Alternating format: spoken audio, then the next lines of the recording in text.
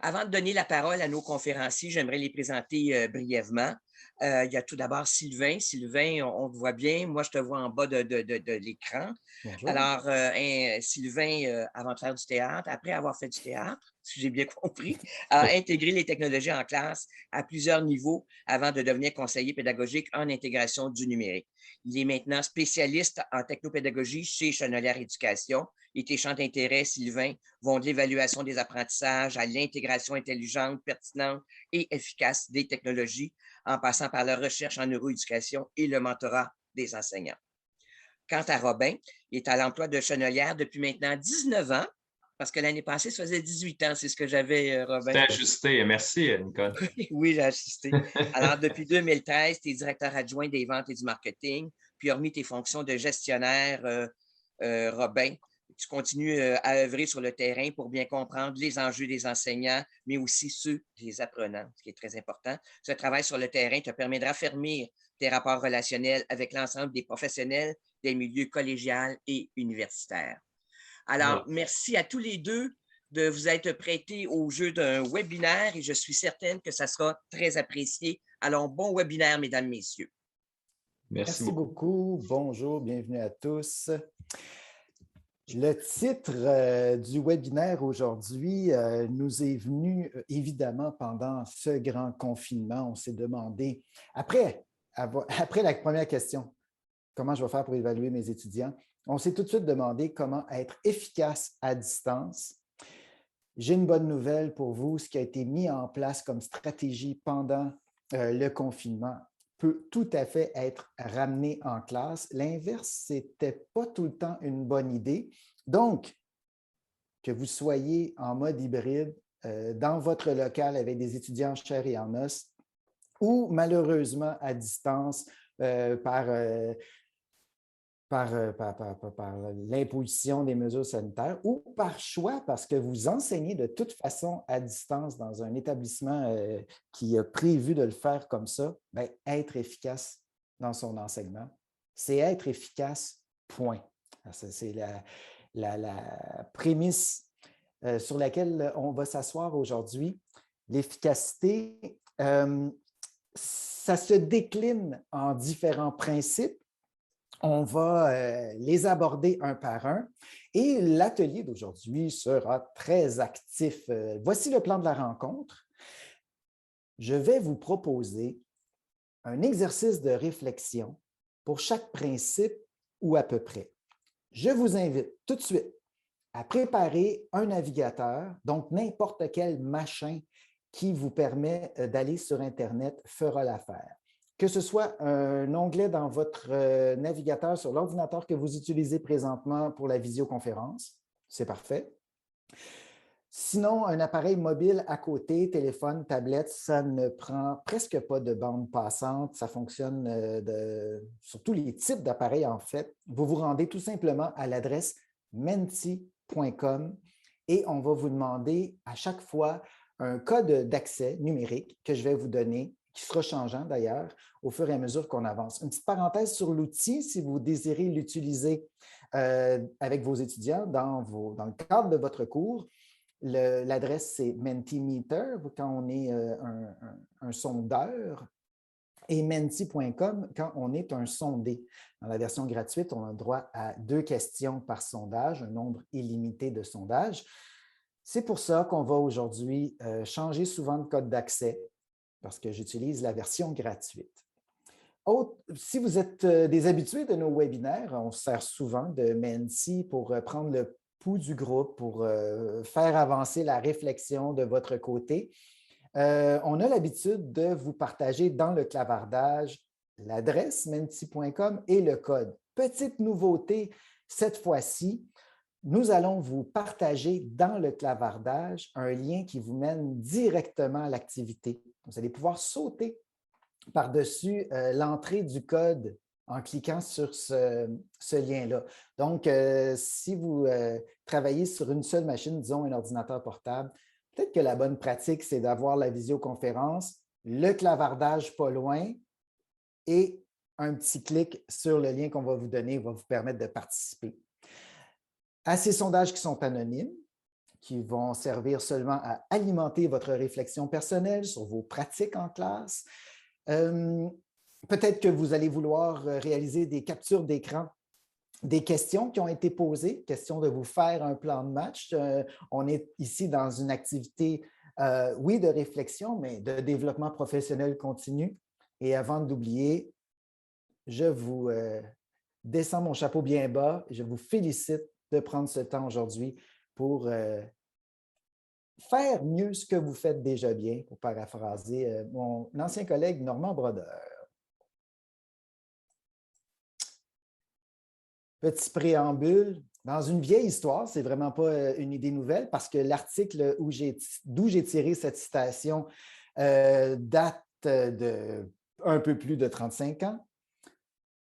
Une phrase simple, si vous manquez d'inspiration, au début de votre cours, au début de votre séquence d'apprentissage, au début de votre, je ne sais pas comment vous séparez vos contenus, peut-être un chapitre, un module, une activité, un projet. Dites clairement à vos étudiants qu'est-ce qu'ils doivent apprendre avec une phrase simple du genre « Étudiants, à la fin du cours d'aujourd'hui, vous serez en mesure de… » Il y a un verbe à l'infinitif ici pour compléter, pour mettre en contexte. Et d'ailleurs, juste avant la fin de ce cours, je vérifierai si vous aurez alors l'impression d'être en mesure de… Et là, les étudiants savent exactement qu'est-ce qu'ils doivent fournir comme effort, à quel point leur écoute doit être active, quelle est leur intention d'écoute, qu'est-ce qu'ils doivent fournir intellectuellement pour vous suivre, parce que vous avez beau vous désarmer à donner votre matière, s'ils sont là, spectateurs passifs, ça se peut qu'ils n'apprennent pas ce qu'ils sont supposés apprendre, tout simplement parce qu'on a omis de leur dire qu'est-ce qu'on attendait d'eux au niveau du travail intellectuel. Alors, on a noté dans cette étude-là et dans d'autres que les enseignants efficaces commencent leur cours non pas par la table des matières, le menu, l'horaire, l'ordre du jour, mais bien par l'énoncé de leur intention pédagogique. Faisons un petit exercice déjà pour mettre la table en ce sens. Première question. Menti.com 95 64 27 63. Vous voyez, à l'écran, c'est le code d'accès. Sinon, cliquez sur le lien qu'on vous dépose dans le clavardage. Vous allez y arriver directement. On veut définir la tâche la plus complexe que l'étudiant aura à réaliser au terme de votre cours, donc à la fin de la session actuelle. Je vous laisse y penser et je reçois vos réponses à l'instant et je les mettrai à l'écran, tiens, dans quelques instants. Qu'est-ce qu'on demande à nos étudiants qui est la tâche la plus complexe?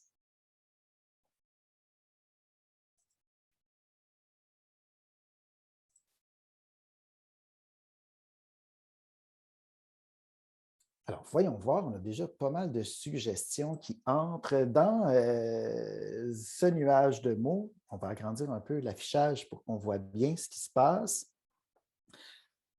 Analyser est une réponse jusqu'ici assez populaire puisque, comme vous le voyez, elle est en gros caractère au centre de l'écran. Ça veut dire qu'elle est apparue plus d'une fois dans les réponses. Nous avons 87 participants dans la salle. Je vais vous laisser le temps de répondre. On était à peu près au tiers des réponses.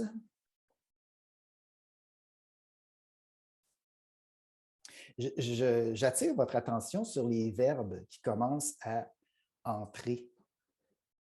Verbes qu'on placera dans une échelle d'habileté cognitive, autrement connue sous le nom de taxonomie de Bloom, du nom du psychologue américain Benjamin Bloom, qui l'a publié une première fois dans sa version initiale en 1956, je pense, de mémoire, qui a été révisé après par un de ses étudiants et ses collaborateurs en 2001. Analyser, concevoir, évaluer la pertinence, sont des tâches de haut niveau qui sous-entendent que vos étudiants ont acquis des connaissances, les ont compris, ont été en mesure de les appliquer dans différentes situations et ensuite de les traiter selon différentes habiletés cognitives de haut niveau qu'on voit ici à l'écran, telles la synthèse, la réflexion, l'évaluation, la création, la conception, voilà, se discipliner. C'est vrai que c'est complexe comme tâche. On est à une 50aine de réponses. Je vous laisse poursuivre votre réflexion et ajouter des éléments dans ce nuage de mots. De peur de manquer de temps, je vais poursuivre, mais c'est important, dans un premier temps, de prendre position, se demander c'est quoi, au niveau du profil de sortie de mon cours, où est-ce que je vais les amener en complexité?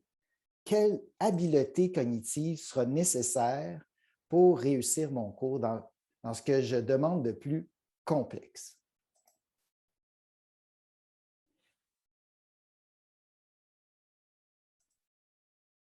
Si on fait un bref retour sur les réponses que je viens de diffuser à l'écran, on pourrait se poser la question, comment la révision quotidienne des contenus que vous enseignez, que vous transmettez, pourra nous amener à réaliser ce type de tâche? Lorsque vous avez rempli le nuage de mots, à l'instant, vous aviez en tête, j'imagine, une certaine activité à réaliser, un certain projet, une certaine production que les étudiants en fin de cours vont vous remettre, en fin de session. Alors, comment on peut mettre en place, si on fait une planification à rebours, qu'est-ce qu'on peut mettre en place à différents moments de la session, si on regarde ça à reculons jusqu'à aujourd'hui, pour que mes élèves, à la fin de la session, puissent effectivement accomplir cette tâche complexe. Le pire contre-exemple que je pourrais donner ici serait le cas où l'étudiant peut accumuler assez de points pour réussir le cours, donc obtenir la note de passage, sans retenir quoi que ce soit à long terme. Là, notre étape ici serait carrément inutile. Premier principe d'enseignement efficace, réviser quotidiennement. L'objectif ici, c'est de consolider les connexions neuronales. Lors d'un nouvel apprentissage, de nouvelles connexions se font dans le cerveau. Ces connexions sont petites, fragiles, mais peuvent être consolidées par la répétition. J'aime bien ici la métaphore du sentier en forêt, c'est-à-dire on entretient le sentier tracé dans le cerveau des étudiants en empruntant à nouveau ce sentier. Le sentier s'entretient par le simple fait de passer dans le sentier. C'est aussi facile que ça. Il faut le faire. Pourquoi? Pour libérer de la mémoire de travail en automatisant le rappel d'informations. On veut éviter la surcharge cognitive pour permettre à l'étudiant d'effectuer des tâches plus complexes, comme, et là, il y a plein d'exemples, il y a 55 exemples dans le nuage de mots présentement, comme résoudre des problèmes, trouver des solutions nouvelles, en somme, être créatif. Il n'y a pas de place dans la tête pour réaliser des tâches complexes si notre tête est pleine d'efforts pour accéder aux connaissances de base et à leur compréhension. Il faut qu'il y ait des automatismes qui se mettent en place. Puis là, notre sentier est solide. Donc, quand on passe du point A au point B dans notre forêt, on dépense peu d'énergie. Marcher dans la forêt, c'est comme disent les Anglais, une marche dans le parc. Là, ça ne demande pas plus d'efforts que de marcher. Mais traverser la forêt en plein bois, dans les branches, dans les accidents de terrain, ça demande beaucoup d'énergie. Il ne reste comme plus d'énergie pour faire des tâches plus complexes. Il faut donc, vous me voyez venir, y penser en amont. Les étudiants ne le font pas naturellement, ce travail de révision quotidienne dans le but de consolider des connexions neuronales, dans le but de se libérer de la surcharge de travail. Ça tombe sous le sens, là, mais ils ne le font pas tout simplement parce que dans certaines occasions, ils ont appris que c'était possible de réussir le cours en bachotant. c'est-à-dire en se bourrant le crâne de connaissances qu'on va juste vomir sur la feuille d'examen sans retenir quoi que ce soit à long terme. Puis on peut évoluer comme ça dans le système scolaire, d'examen en examen, qu'on a bourré juste avant de rentrer. Tu sais, on s'est bourré la tête là, juste avant de rentrer dans le local d'examen. On a réussi, on a la note de passage, on passe au cours 2, au cours 3, au cours 4, on est diplômé, puis on continue de même. Si votre profil de sortie d'étudiant, c'est qu'à long terme, il soit capable de retenir certaines choses et d'appliquer, de développer des compétences, là, évidemment, il faut forcer cette révision. Et être conséquent avec l'objectif, c'est-à-dire amener l'étudiant à effectuer des tâches complexes. Deuxième exercice. Prenons votre prochain cours, le cours que vous allez donner la semaine prochaine. Vous avez votre plan de cours en tête, là, la liste des contenus, parfait. Question, en combien de morceaux on pourrait subdiviser les contenus? C'est le même code que tantôt. Je vais passer à la deuxième question tout simplement. Le lien qu'on a mis dans le clavardage tantôt est toujours valide. On peut le remettre au besoin sans problème. Et voilà. Alors, d'après vous, dans le prochain cours, en combien de morceaux, en combien de bouchées est-ce qu'on pourrait séparer les contenus?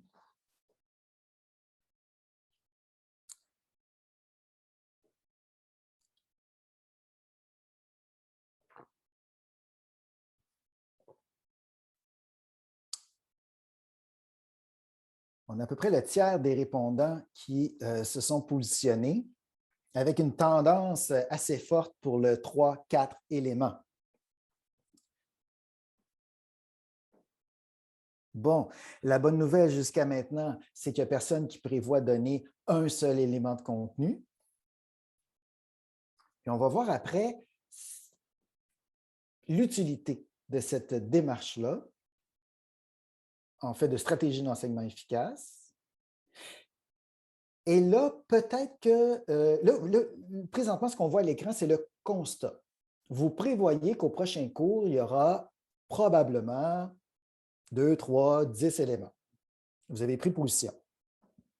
Moi, je ne vais pas vous donner de chiffre idéal, de quantité de morceaux à viser dans votre prochain cours. Cependant, à l'énoncé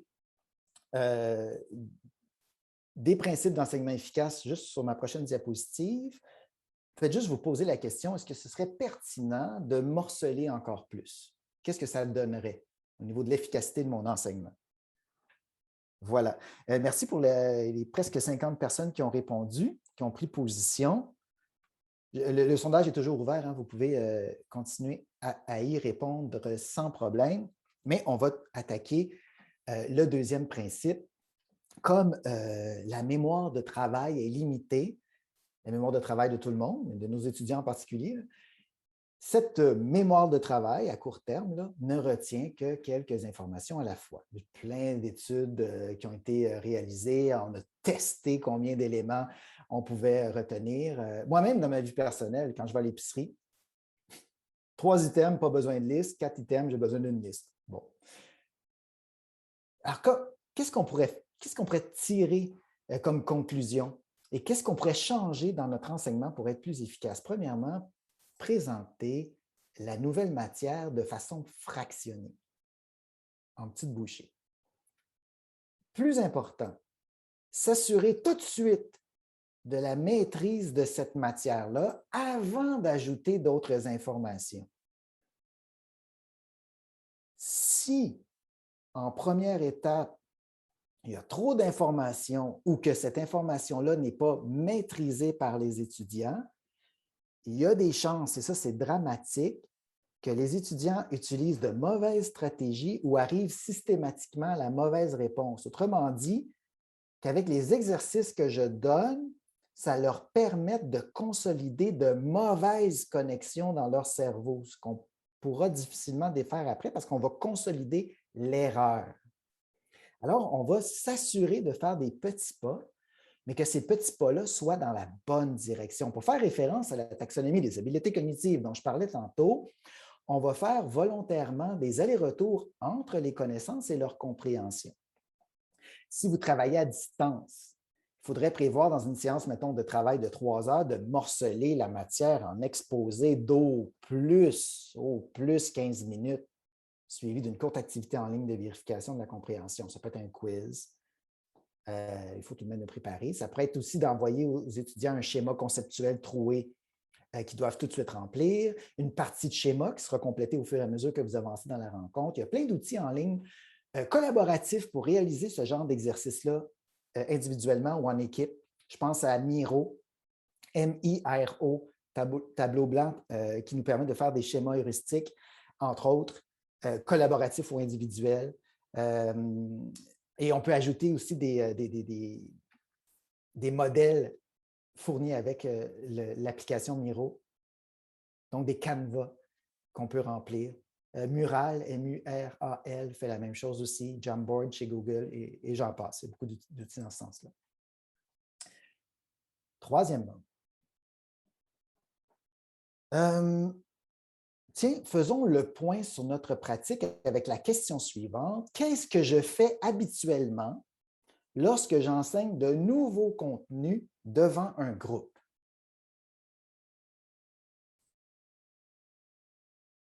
Vous avez un énoncé, vous pouvez glisser les curseurs de jamais à toujours.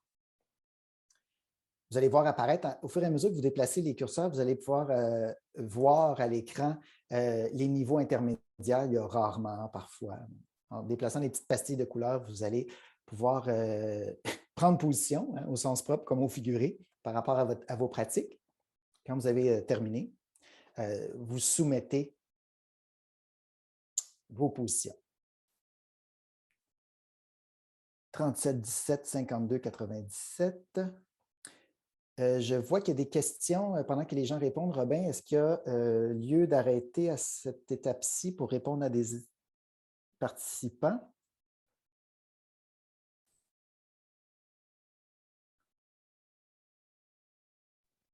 En fait, tout va bien ici sur la passerelle, Sylvain. Parfait, merci. On me souffle à l'oreille qu'on va diffuser l'enregistrement du webinaire et les ressources qu'on vous présente à l'écran également. Donc, vous aurez aussi accès aux articles cités.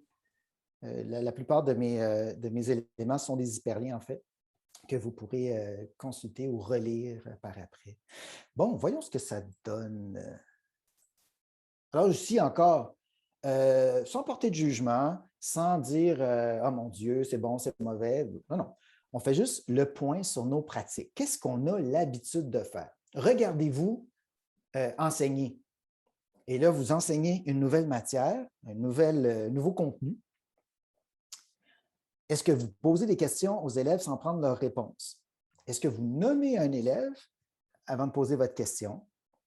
Est-ce que vous invitez vos élèves à terminer vos phrases? Ensuite, la ligne jaune, c'est « Je compte dans ma tête jusqu'à 3 après chaque question que je pose au groupe ». En vert, c'est votre position par rapport à « Je pose une question au groupe, attends un peu, puis demande à un élève de répondre ». 13 personnes qui ont répondu « Jamais » et 13 qui ont répondu « Toujours ». Et ensuite, je demande au groupe s'il a des questions. 34 disent « Toujours ». On verra qu'est-ce qu'on fait après pour être efficace. On arrive à la moitié des répondants. Alors, je vous invite, je vais retirer encore une fois de l'écran les résultats. Cependant, le sondage reste actif, c'est juste que vous ne le verrez plus à l'écran. Je vous dis ça parce que c'est, à mon avis, important dans cette démarche de développement continu, de prendre le temps aujourd'hui de faire le point sur vos pratiques, vous poser des questions par rapport à ce que vous faites avec vos étudiants. Voilà. Alors, qu'est-ce que nous disent les principes d'enseignement efficace par rapport à cette question précise? L'enseignant efficace pose des questions. Les enseignants efficaces passent la majeure partie de leur temps à expliquer, démontrer et poser des questions aux étudiants. Les questions fréquentes permettent de mesurer le niveau de compréhension des élèves, évidemment, et de s'ajuster aux besoins. Donc, une bonne stratégie serait de poser la question au groupe, de prendre une pause de 3-4 secondes et de demander à quelqu'un de répondre. Bon, là, il y a différents enjeux à considérer. Étant donné que la session est déjà amorcée, que vous avez déjà volontairement ou pas imposé une culture dans votre cours, ça se peut qu'il soit un peu tard pour la changer. Néanmoins, réfléchissons à comment on pourrait gérer les enjeux d'anxiété chez les étudiants, par exemple, à répondre devant un groupe. Évidemment, cette démarche-là va s'inscrire dans une ambiance de travail. Je vais clairement dire à mes étudiants d'entrée de jeu que la recette que je vais appliquer sera la suivante. Poser la question au groupe, je vais volontairement attendre 3-4 secondes. Ça, c'est long, il faut vraiment que je me discipline à compter jusqu'à 4 dans ma tête. Et je dis à mes étudiants, quand je vais avoir fini de penser, 4 secondes, je vais demander à quelqu'un de répondre. À ce moment-là, ce n'est pas important d'avoir à tout prix la bonne réponse. L'important, c'est que le dialogue s'installe dans le groupe, que vous me disiez franchement ce que vous en pensiez pour que moi, comme enseignant, je puisse adapter mon discours, revenir sur certains éléments, recommencer une explication ou au contraire, aller de l'avant avec autre chose, avec d'autres contenus ou des situations plus complexes. Excuse-moi, Sylvain, de t'interrompre. Oui. Il y a, dans le clavardage, il y a 2 personnes qui sont intervenues par rapport à ça. Je trouvais que 3 et 4 secondes pourraient avoir l'air un petit peu, bien peu. Puis il y a Mme Ménard qui dit que le temps idéal, c'est à peu près 10 secondes. Est-ce que je te laisse l'information comme ça? Oui. Ça dépend de la complexité de la question, bien sûr. Ça dépend de la démarche qui est attendue. On ne peut pas laisser un groupe de 30-35 personnes en silence pendant 30 secondes sans avoir une idée claire de ce qu'ils ont à faire. D'expérience qui se passe là, puis pour l'avoir vécu avec des enseignants en formation, donc des adultes diplômés, là, si je laissais trop de temps et que ma consigne n'était pas claire, les premiers qui commençaient à chuchoter, ce n'était même pas pour échanger à propos de ma question, c'était pour se demander entre eux, qu'est-ce qu'il faut faire déjà? Donc, et effectivement, on a beaucoup de difficultés à tolérer ce silence-là. Il y a un inconfort avec les silences et là, on pourrait faire tout un atelier de réflexion là-dessus. Malheureusement, ce n'est pas l'enjeu ici. L'idée, c'est de permettre aux étudiants d'avoir un certain temps pour se faire une idée, puis dans certains cas, je veux avoir leur première impression. Je ne veux pas qu'ils réfléchissent trop dans certains contextes, alors que dans d'autres contextes, effectivement, 3-4 secondes, ce n'est pas assez. Puis je vais leur dire que je vais leur laisser le temps de prendre position. S'il y en a qui veulent griffonner sur une feuille des idées, mettre des mots-clés, articuler un peu leurs réponses, j'aimerais ça qu'on les partage après. Puis si je juge hyper important de partager les réponses de tous et chacun, je vais forcer la discussion parce que si j'attends des volontaires pour avoir des réponses, ça se peut que personne ose se commettre parce que parler devant le groupe, c'est inconfortable. Voilà, et merci, exactement. M. Robitaille a lu dans ma tête, je ne sais pas comment il a fait, mais il a mis un beau résumé du propos dans le clavardage. Vous irez lire ça. Merci beaucoup. Il y a Marjolaine Lewis aussi qui pose la question, Sylvain. Oui. Poser des questions, c'est parfois plus difficile pour des cours en ligne. Est-ce que vous avez des pistes pour améliorer la participation en ce qui concerne la pose de questions en ligne? Oui, merci. En ligne, le contexte est fort différent. Il y a de la littérature vraiment intéressante qui vient d'être publiée là-dessus. En gros, je vous résume les constats, là. Je vais faire une généralité abusive, là, mais la visioconférence isole nos étudiants qui se sentent de plus en plus seuls dans leur démarche, alors que d'autres objets qui sont que des fichiers audio, comme des balados, par exemple, créent une proximité avec la voix qui parle aux étudiants. Et là, les étudiants se sentent plus en communauté quand ils ont écouté la bande audio que lorsqu'ils ont assisté en visioconférence. Ceci dit, est-ce que votre question au groupe demande une réponse immédiate ou aurait avantage à laisser les élèves réfléchir et donner une réponse en différé? Ça, c'est une question fondamentale à poser en enseignement à distance qu'on ne se pose pas quand on est dans la classe avec les étudiants parce que là, ils sont là captifs, dans le local. Si votre réponse, c'est « ça pourrait être l'objet d'une réflexion, ça pourrait tout à fait recevoir une réponse en différé », bien, là, je vous orienterai vers une plateforme en ligne comme Flipgrid, F-L-I-P, pardon, grid comme un tableau. Flipgrid qui permet aux étudiants de répondre à une consigne, à une question donnée en enregistrant une courte vidéo dans laquelle ils vont élaborer leurs réponses. La beauté de la chose, c'est que vous limitez l'intervention dans un temps quelconque. Disons que vous dites à vos élèves, vous avez 1 minute, 1 minute 30 pour me répondre. Donc, ils sont obligés d'être concis. Ils sont obligés d'aller à l'essentiel. Et lorsqu'ils vont intervenir, lorsqu'ils vont s'enregistrer, juste avant de publier leur réponse, qui va être publique ou privée, c'est vous qui choisissez, ils vont peut-être avoir, après s'être écoutés, porter un jugement sur leur réponse, puis vont avoir le goût de vous enregistrer une deuxième version pour finalement la publier. Vous voyez que la démarche est vraiment différente d'une intervention directe. Parfois, c'est pertinent, alors qu'à d'autres moments, on va forcer l'étudiant à faire preuve d'inhibition. Plus nos étudiants sont jeunes, moins leur lobe frontal est développé, surtout si ce sont des garçons, moins ils sont capables d'inhibition, plus ils sont impulsifs, puis peut-être que les réponses données au bout d'1 seconde ou de 3 secondes, ce n'est pas ce qui est le plus réfléchi, le plus mûri. D'où l'avantage d'avoir des outils. On parle dans le chat de Poll Everywhere, Mentimeter en est un, et autres outils de sondage, Microsoft Form, Google Form, et ainsi de suite, qui vous permettraient, merci Nicole pour le lien, de laisser ce temps de réflexion qui est si précieux et qu'on n'a pas tout le temps. Mais dans tous les cas, quelle que soit la formule que vous utilisez, en direct ou en différé, avec un grand temps de réflexion ou pas, le principe est le même. Les enseignants efficaces posent des questions.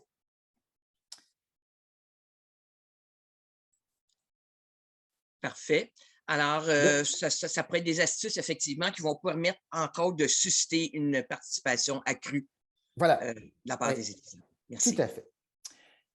Toujours dans la rubrique « Je fais le point sur ma pratique », nous allons changer de sujet cette fois-ci pour aller vers la collection des exemples. Je vais expliquer dans un instant de quoi il s'agit. Le temps d'activer la deuxième question sous le code 37 17 52 97 ou l'hyperlien qu'on vient de vous partager dans le clavardage.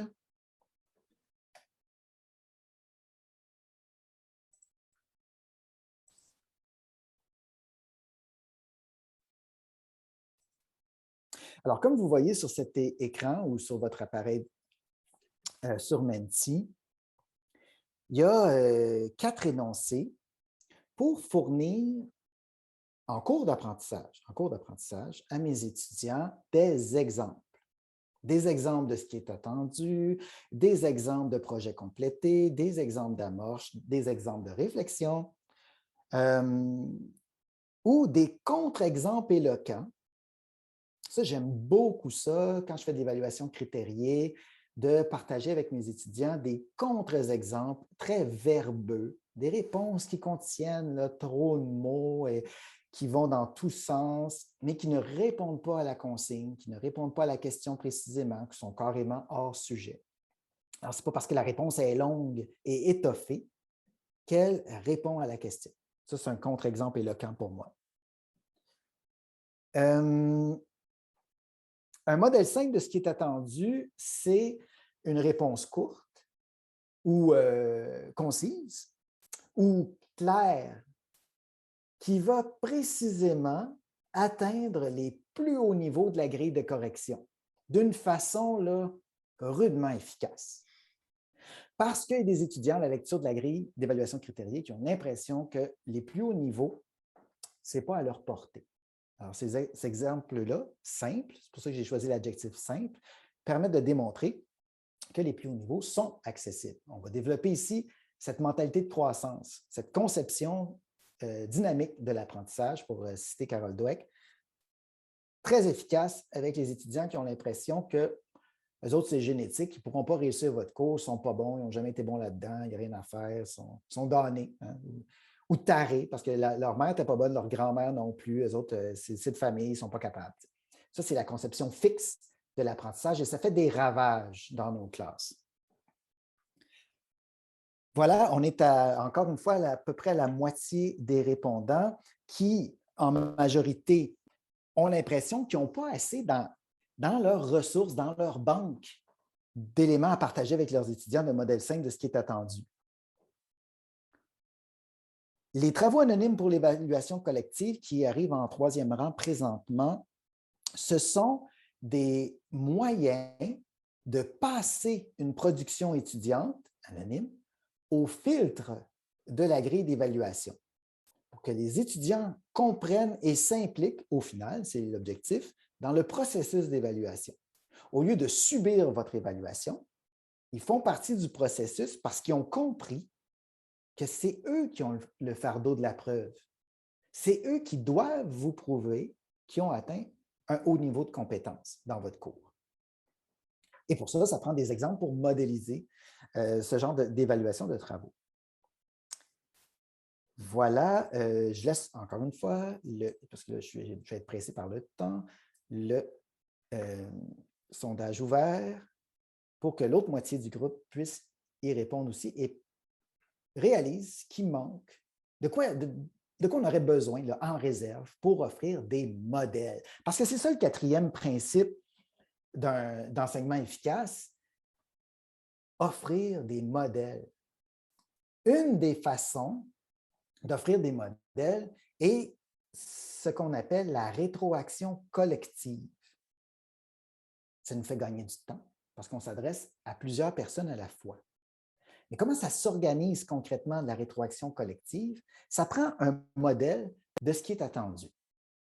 Un exemple de production, un texte, un travail qui répond aux plus hauts critères de votre grille d'évaluation.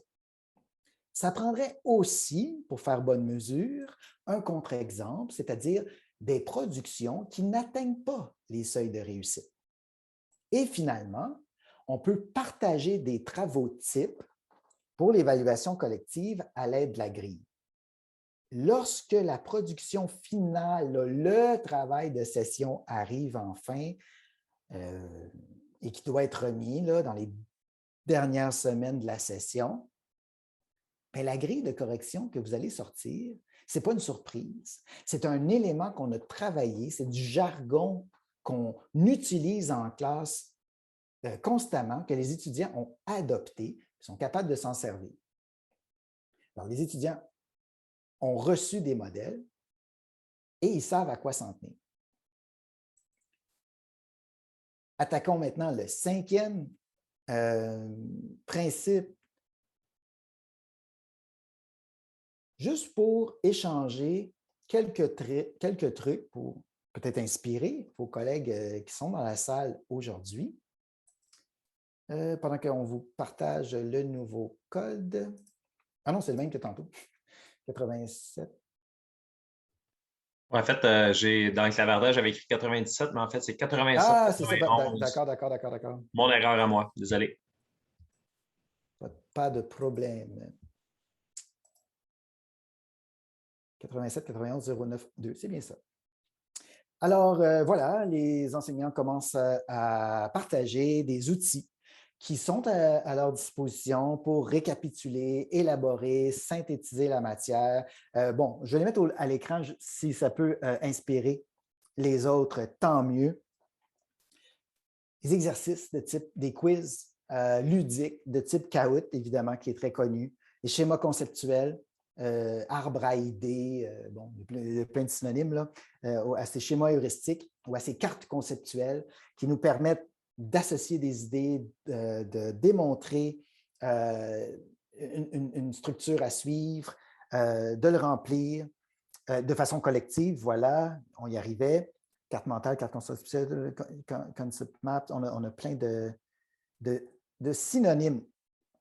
Il y a évidemment la présentation PowerPoint. Il y a des aides-mémoires. Il y a des outils dans Moodle. Voilà, toutes des bonnes idées. L'idée ici, je vais passer rapidement là-dessus, là.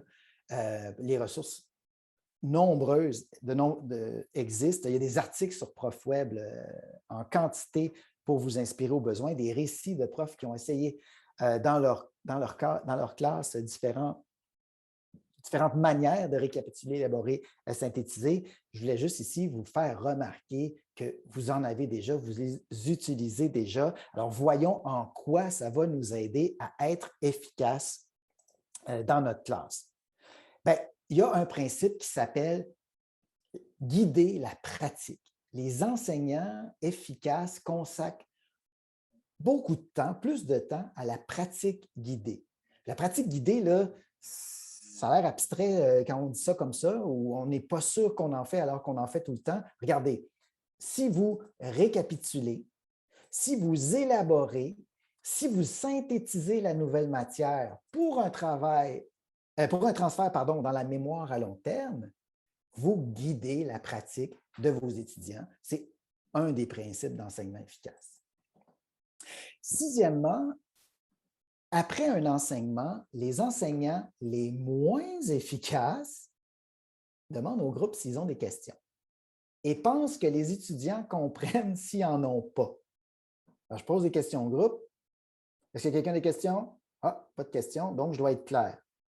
Sachez d'abord que dans certaines cultures, asiatiques notamment, le rapport qu'on a au maître nous interdit culturellement de poser des questions. Donc, même si on ne comprend absolument rien, on n'ira pas déranger le flux du cours en levant la main et en posant une question. Ça ne se fait pas. D'autres étudiants sont juste trop gênés pour le faire devant public. D'autres encore, et là c'est pire, malheureusement ils sont nombreux, vont penser qu'ils maîtrisent la matière et pensent qu'ils n'ont pas besoin de poser de questions, alors qu'il n'en est rien. Tout simplement parce que c'est frais, ça vient d'être présenté, c'est là dans leur mémoire à court terme, ils pensent qu'ils vont être corrects, mais ils ne le sont pas.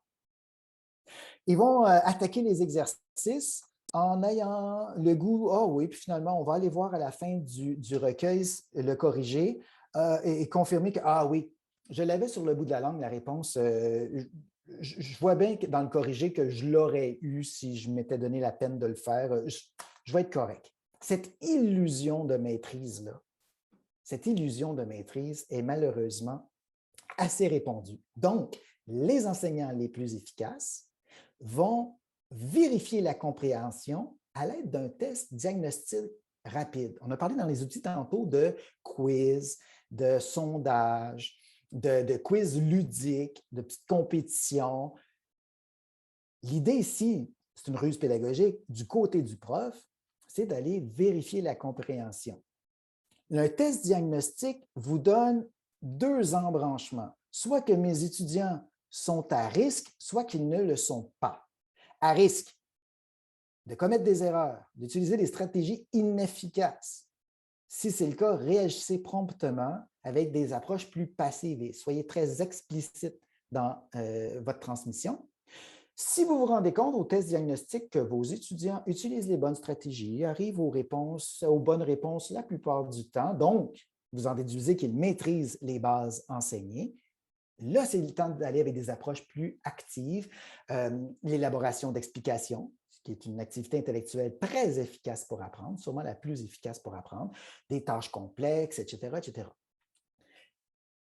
Et vous allez, bien sûr, être soucieux d'administrer ce genre de quiz après chaque étape. Parce que le deuxième principe nous disait qu'il faut morceler les contenus, mais le sixième nous dit, vérifions si à chaque petit morceau, les étudiants sont assez solides pour que je puisse continuer.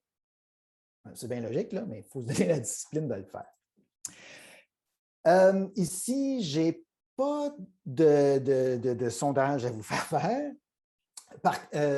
On peut parler d'exemples d'applications, de sites utiles pour administrer des tests diagnostiques. Je vais vous placer, en fait, c'est Robin qui va le faire, dans le clavardage, un webinaire de l'OQPC qui a eu lieu à l'hiver 21 par mes collègues Catherine et Camille de ProfWeb qui faisaient un beau panorama des outils disponibles. Vous irez réécouter au besoin. Schéma conceptuel, on en a parlé tantôt, qui peuvent être faits en ligne. Il y a plein d'applications qui peuvent en faire. Le schéma papier, avec un crayon, c'est parfait aussi. Les quiz de connaissances, les activités interactives autocorrigées, différents formulaires. Edpuzzle, si vous ne connaissez pas Edpuzzle, ça permet de prendre une vidéo qui est déjà en ligne, que vous mettez en ligne ou qui est disponible publiquement, comme sur YouTube, et d'arrêter la lecture à des éléments, à des points précis pour donner un commentaire à l'élève sur ce qui vient d'être écouté, ou mieux encore, de poser une question à l'élève, une question fermée qui sera automatiquement corrigée, vous recevrez les résultats dans votre compte, ou une question ouverte, question à développement, sur laquelle l'étudiant peut élaborer. Dans votre tableau de bord Edpuzzle, vous allez voir le temps mis à l'écoute des vidéos, les parties qui ont été reprises, réécoutées, les réponses qui ont été correctement répondues. Horizontalement, ça nous donne un portrait des étudiants qui ont besoin d'aide, donc qui sont les plus faibles. Mais verticalement, si une question est très ratée dans un groupe, bien, ça nous donne un indice diagnostique important qu'il faut reprendre cette notion-là. Il ne faut pas laisser notre groupe s'enliser. Donc, ce sont des outils de test diagnostique qui peuvent tout à coup transformer votre évaluation, votre activité d'évaluation pour qu'elle soit au service de l'apprentissage. Sylvain, j'ai une question pour toi. Oui. Il y a Mme Lucie Forget qui demande est-ce que c'est possible d'avoir des références de recherche valides et fiables qui prouvent que l'enseignement à distance a démontré son efficacité? Ah oui, il n'y en a pas. Mais on n'a pas prouvé le contraire non plus. Alors, je m'explique. Avant la pandémie, l'enseignement à distance existait. Cégep à distance, la TELUC ne sont que des exemples, quelques exemples près de nous. Pour certains étudiants, ça convient parfaitement, pour d'autres pas. Alors, on s'est demandé, est-ce que l'enseignement efficace peut avoir lieu à distance? Puis, on n'avait pas trouvé de preuves à l'époque que ça causait problème, dans le sens que les résultats étaient tout à fait bons, voire excellents, chez des étudiants qui travaillaient à distance. Par contre, pendant la pandémie, là, on est arrivé à d'autres constats, d'autres enjeux de motivation, de liens prof-élève qui sont fondamentaux dans la séquence d'apprentissage, de motivation en général, de santé mentale, de disposition à apprendre et cette fatigue de la visioconférence qui s'est installée et des pratiques pédagogiques, c'est-à-dire la façon dont vous donnez votre cours ou vos évaluations qui ne convenaient pas au format de l'écran. La TELUC a une façon de procéder, ou le cégep à distance, qui n'est pas ce qu'on voit d'habitude en classe. Mais dans l'urgence du confinement, on a pris ce qu'il y avait dans notre classe et on l'a mis en 2D dans notre visioconférence. Et là, ça a créé des problèmes. Je retiens cependant la question. Je vous transmettrai, si je tombe dessus, les articles les plus récents là-dessus. C'est un très bon sujet de recherche dans la veille technopédagogique. Merci de souligner la question. Le 7e exercice concernait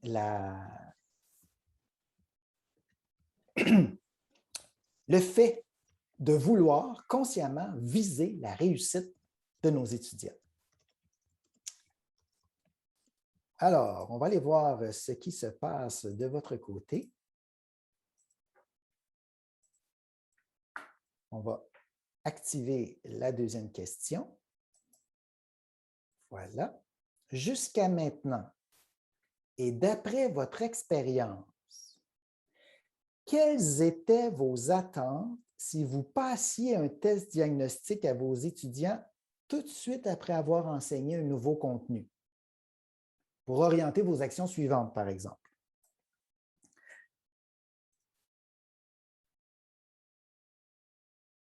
Autrement dit, dans une évaluation qui se veut accompagner mes étudiants, une vraie évaluation formative, lors du premier essai. Alors, je viens d'enseigner quelque chose, puis là, mes étudiants sont testés tout de suite. À ce moment-là, d'habitude, d'après votre expérience d'enseignement, ce serait quoi vos attentes?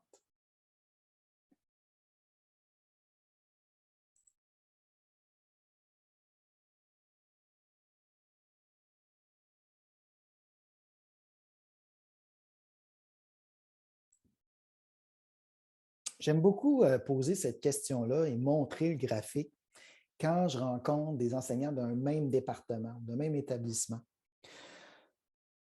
Tout simplement pour rendre public le fait qu'on n'est pas tous d'accord, qu'on ne part pas de la même place, qu'on n'a pas les mêmes attentes ou la même conception de ce que ça donne comme résultat au niveau de l'évaluation immédiatement après l'enseignement d'un nouveau contenu. Ça peut expliquer beaucoup de choses dans une équipe. Après ça, on va parler de ce que nous enseignent les principes d'enseignement efficace à nous, les profs. Mais voyons voir, il y a déjà sur une quarantaine de réponses ici. Donc, oui, à peu près la moitié de notre groupe présentement. Vous voyez le code à l'écran, sinon dans le clavardage, si vous voulez participer. La grande majorité des enseignants s'attendent à ce que les élèves réussissent la plupart du temps.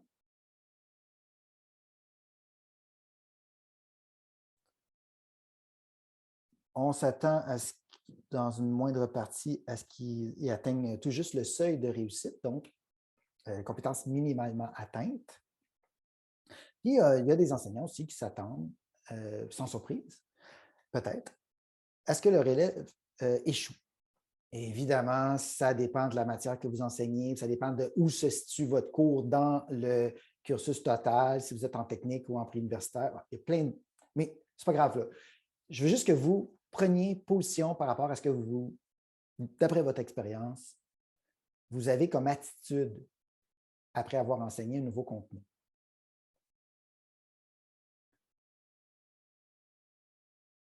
Ah, il y a aussi une personne qui s'attend à ce que ses élèves réussissent parfaitement. Bien, je laisse le sondage, comme d'habitude, ouvert encore si vous voulez vous prendre position. Voilà, par rapport à vos pratiques. Du coin de l'œil, je vois le clavardage se remplir. Merci pour votre participation. Puis les éléments de réponse que vous apportez à vos collègues chemin faisant, je n'ai pas le temps de les lire, je ferai ça un peu plus tard. Vous avez l'air drôlement intéressant. Les enseignants efficaces visent un taux de réussite élevé.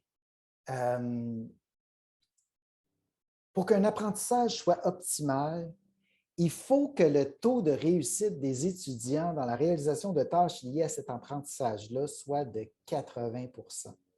Il y a un... Je pense que je l'ai mis... Non, ce n'est pas exactement dans cette diapositive-là. Il y a sur la chaîne YouTube de Steve Masson, qui dirige le laboratoire de neuroéducation de l'UQAM. Sa chaîne s'appelle « Cerveau et apprentissage ». Dans la panoplie de petites capsules qu'il a publiées depuis la dernière année et demie à peu près, il y a à un moment donné une vidéo qui est un webinaire avec WooClap en Belgique. Il parle des principes d'enseignement efficace, entre autres. Et il cite cette étude très précise où on mesure que si nos élèves réussissent 80 % des tâches liées à ce qu'on vient juste d'enseigner, ils sont sur la voie de réussite. C'est important de viser haut. On ne peut pas se contenter de moyennes de classe très basses. Ça va mettre des bâtons dans les roues des prochains apprentissages. Donc, 80 de réussite. Et là, il y a des travaux anciens de Vygotsky qui ont permis de définir la zone proximale de développement. Bon, on ne fera pas un débat ici sur ce qui est venu après dans les courants de pensée en pédagogie après cette époque-là. Seulement, associer les deux concepts pour dire qu'on va éviter de donner à nos étudiants des choses qui sont trop faciles ou des défis qui sont hors d'atteinte, qui sont trop compliqués pour leur niveau, pour les laisser idéalement dans la zone où ça va se passer et leur permettre de réaliser 80 des exercices, par exemple, ou des problèmes qu'on leur soumet tout de suite après avoir enseigné un nouveau contenu. Il y a deux choses. Il y a l'attitude de l'enseignant qui vise un taux de réussite élevé, puis il y a aussi les moyens de prouver à l'élève qu'il est capable de le faire. On joue sur deux tableaux en même temps. Une façon simple, c'est d'éviter de donner à l'étudiant une illusion de maîtrise dont je parlais à l'instant, par exemple, en donnant accès au corrigé alors que l'étudiant pense être capable. Ça aussi, ça a été mesuré. Un autre article intéressant là-dessus, la taille d'effet du partage de corrigé, c'est presque nul, 0,05, par rapport à une rétroaction immédiate et élaborée qui va frôler les 0,49, 0,46.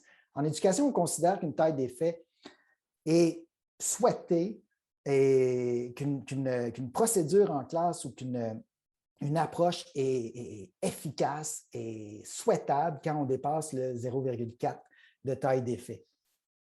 Partager le corrigé avec nos élèves, 0,05. Un autre article intéressant, tenir compte de la zone proche de développement des étudiants dans son enseignement, ça a été publié sur le Tableau, qui est le périodique de pédagogie universitaire. Si vous voulez faire les dents sur ce sujet-là, c'est une page.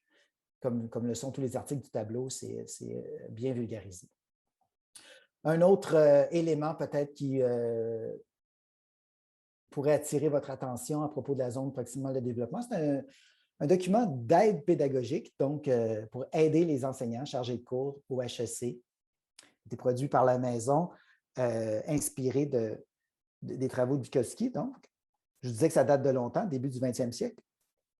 La zone de confort, la zone d'apprentissage, la zone d'inconfort, la zone de panique où là, l'étudiant est complètement perdu, ne peut plus apprendre, il est trop dépassé, surcharge cognitive, etc. Donc, il faut être conscient de ces liens-là. Oui. Oui, M. Dubreuil, je vais juste dans mon autre écran, après retrouver les liens en question, je vous les donne, bien sûr. On se dirige rapidement et sûrement vers le 8e principe, mais d'abord, dans mes cours en général, est-ce que je prends le temps ou pas d'accompagner mes étudiants dans leurs apprentissages? Concept nommé en anglais scaffolding, échafaudage, étayage en bon français. Qu'est-ce que c'est de fournir un étayage? On va voir ça dans un instant, mais avant, faisons encore une fois le point sur notre pratique.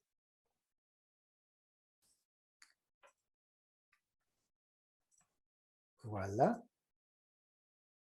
Ben oui, les réponses entrent déjà. Il y en a qui sont vraiment rapides sur la gâchette.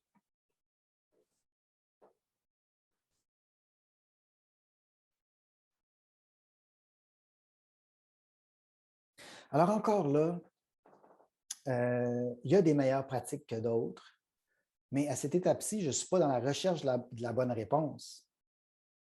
Je ne suis pas non plus dans le souhait, le vœu. Qu'est-ce que vous aimeriez comme dans votre idéal d'enseignant offrir à vos étudiants? Soyons réalistes, puis soyons aussi lucides par rapport à nos pratiques. Là. Bon, moi, ça fait tant d'années que j'enseigne, puis force est de constater que mes habitudes par rapport à l'accompagnement de mes étudiants, c'est plutôt de faire ceci, cela. On part de là. Puis après ça, on pourra comparer notre pratique, parce que là, ici, le sondage est anonyme. Personne ne sait ce que j'ai répondu. On pourra, donc, en toute lucidité, comparer ce qu'on a comme pratique à ce que nous disent les principes d'enseignement efficace. 34 réponses sur 77. Il y a une tendance lourde qui se dessine.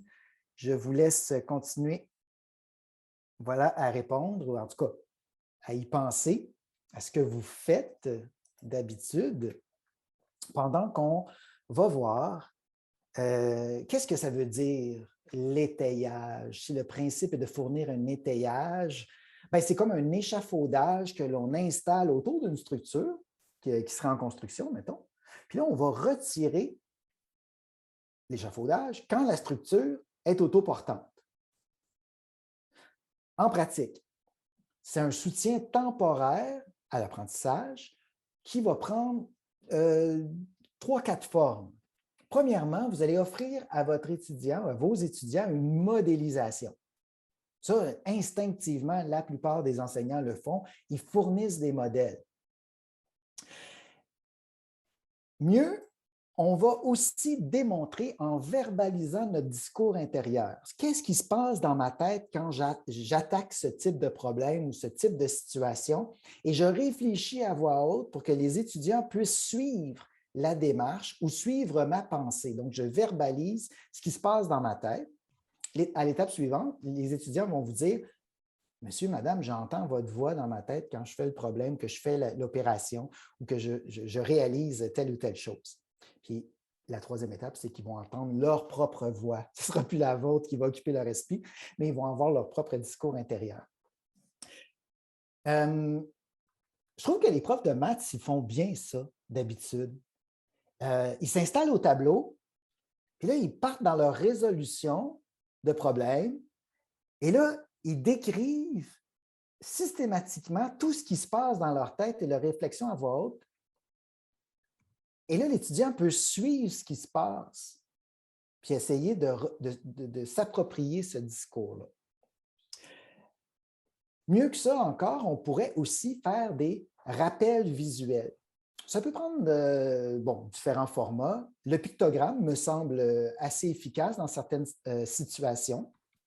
Donc, je vais offrir un modèle, je vais parler à voix haute de ce que je fais, mais je vais aussi laisser des petits cailloux blancs que mes étudiants vont pouvoir suivre chemin faisant pour leur rappeler des petits trucs qu'on s'est donnés ensemble. Le pictogramme peut devenir quasiment un jargon de classe, là, un truc qu'on a entre nous pour nous rappeler qu'à cette étape-là, on fait ça, puis qu'ensuite, et seulement ensuite, on fait telle autre étape, et ainsi de suite. Ça peut prendre aussi la forme d'une vulgaire liste de vérification à cocher. Puis tranquillement, on en donne moins de ces outils-là, puis on laisse nos étudiants avancer dans le processus de façon de plus en plus autonome. Mais on ne peut pas s'attendre à ce qu'un étudiant débutant soit autonome dans sa pratique. Par exemple, un futur technologue va être, pendant ses études, un technologue tout à fait junior, qui a besoin d'étayage, de prendre certaines décisions dans un environnement très sécuritaire de simulation, de laboratoire, où on contrôle toutes les données. Il n'y a rien de grave qui peut arriver. Au pire, il va commettre une erreur, il va se planter, mais il n'y aura pas mort d'homme. Et tranquillement, pas vite, reculer et laisser aller. Mais en disant que c'est ça que vous faites, dites à vos étudiants que vous fournissez un étayage. Dites, ça, c'est un modèle. Là, écoutez-moi penser à voix haute. Voici un aide-mémoire sous forme de liste ou de pictogramme. Et soyez conscients, étudiants, que je vais retirer ces aides-là au fur et à mesure qu'on va avancer dans la session. 9e principe, il me reste quelques minutes. Est-ce que mes étudiants sont autonomes? Lorsque vous donnez un exercice à vos étudiants, un devoir, une lecture à faire, Qu'est-ce que vous dites, en fait, à propos de ce travail-là? Alors, la question, c'est tout simplement ça. Qu'est-ce que je dis à mes élèves à propos des exercices ou travaux à réaliser au moment de leur donner avec l'échéancier? Alors, comme tantôt, les petits curseurs à déplacer entre jamais, si vous n'intégrez pas cet énoncé-là dans votre pratique, jusqu'à toujours. Je pense qu'il y a 2-3 niveaux intermédiaires là, dans la question.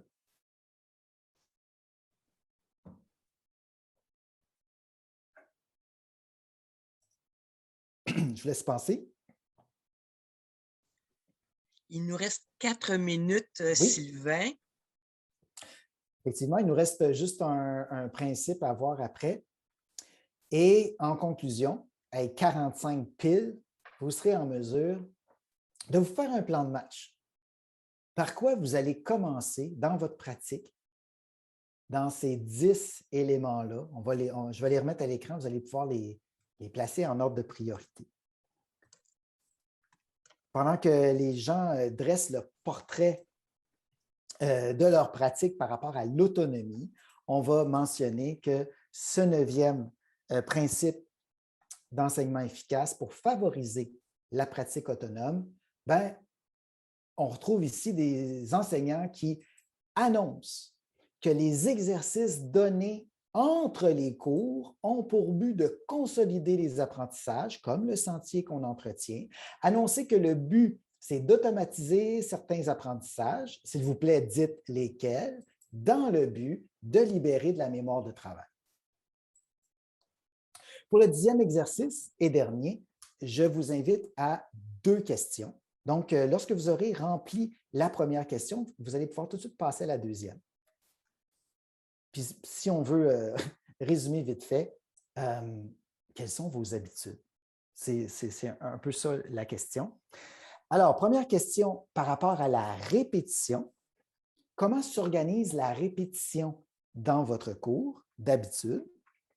Puis la 2e question concerne les savoirs essentiels que vos élèves doivent apprendre.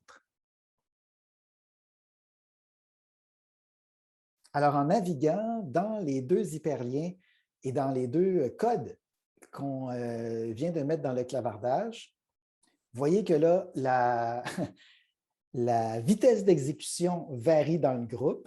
On n'a pas besoin d'attendre les autres pour passer à la prochaine étape de prendre position par rapport à nos pratiques. L'outil est maîtrisé parce que c'est bientôt la 9e fois qu'on s'en sert. Puis, je continue à avancer avec ceux. Et ceux qui restent derrière sur le 9e principe, qui ont besoin de réfléchir à ce point précis-là, c'est correct aussi. Donc, la répétition a lieu à tous les cours sur ce qui a été vu ou est espacé dans le temps. Puis, à l'autre écran, on voit que le point fort du groupe, jusqu'à maintenant, on n'a que 8 réponses d'entrée, c'est qu'on rappelle les savoirs essentiels en classe et qu'on les fait pratiquer à chaque semaine. Cependant, on mentionne très peu l'importance de prendre des pauses entre les révisions. Et ça, pendant que le sondage continue, je pense que je vais mettre l'emphase là-dessus pour conclure.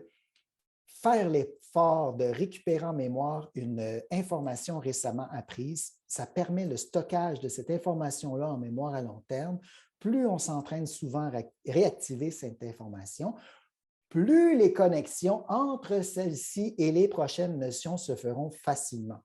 Si vous voulez lire un peu de littérature scientifique là-dessus, quand on combine la répétition espacée, les cartes éclairs, les schémas heuristiques, ça permet de maintenir l'étudiant dans un certain seuil de réussite de façon durable. Regardez ça, c'est intéressant cette étude-là. Martin Riopel qui a présenté ça à l'École d'été de neuroéducation l'année passée. Seuil de réussite atteint, on arrête de pratiquer. Au bout d'un mois, l'étudiant a presque oublié la moitié de ce qui avait été pratiqué avec les cartes éclairs. Aussitôt qu'on se rend compte que le seuil de réussite va tomber, on refait une pratique 4 jours plus tard. Il y a des connaissances qui s'effacent, il y a des acquis qui sont perdus. Au 9e jour, on refait une pratique, ça ramène le taux de réussite à 80 %. Si on le laisse aller, au bout de 90 jours, on va avoir atteint un taux de réussite de 60. Mais après 16 jours, on préfère une nouvelle pratique, un nouvel entraînement. Et de même, après 25 jours, à chaque fois que, qu'est-ce qu'on voit dans ce graphique-là, c'est que le seuil de réussite, on retombe au seuil de réussite de 80 à 70 à tous les carrés de jours. Premier jour, quatrième jour, 9e jour, 16e jour, 25e jour. On peut croire que cette courbe-là va atteindre ce niveau-ci au 36e jour. Donc, 5 entraînements dans le mois suivi d'un seul entraînement dans les 2 mois suivants permettent de maintenir le même taux de réussite. La question à vous poser, qu'est-ce que vous voulez que vos étudiants conservent? Un autre article là-dessus, ne pas laisser les étudiants perdre du temps en méthode de travail ou d'études inefficaces, à moins que ce soit souhaitable de réussir votre cours sans rien avoir appris à long terme. Là, il y a une position de prof à prendre là-dessus. Midi 46, je vais vous partager la documentation, bien sûr. Je vous invite, si le cœur vous en dit, à prendre position. La question ici, c'est maintenant, par quel bout on commence? Et mettez en priorité dans votre pratique les éléments que vous voulez implanter dans votre cours. Ça peut être tout de suite, ça peut être la prochaine session. Et je suis disponible, évidemment, pour les questions, réflexions, souhaits, vœux, et vous trouverez à la toute fin différentes ressources si vous cherchez de la lecture. Voilà. Merci Sylvain, merci aussi Robin. Je pense, Robin, que tu avais peut-être une question qui était apparue dans le clavardage que tu voulais poser à Sylvain.